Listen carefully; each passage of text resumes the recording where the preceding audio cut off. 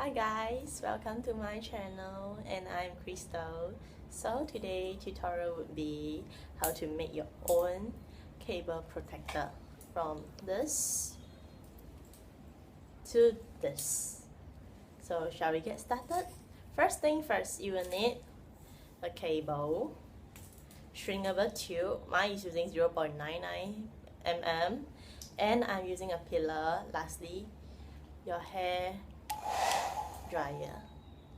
Okay, first thing first, stick the end of one of your cable and slip it through. Okay, so you must gauge the distance. It's not too far or not too near, it's just at the center. Second, use your pillar and clip it through. So I'm a right-hander and so after you clip it, use your hair dryer and blow it.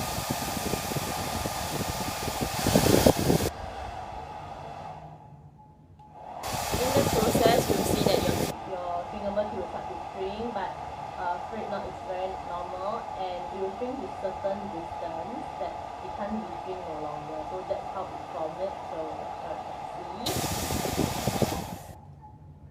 After you have done, you see something look like this and remove the plier and there you go. You have your own protector.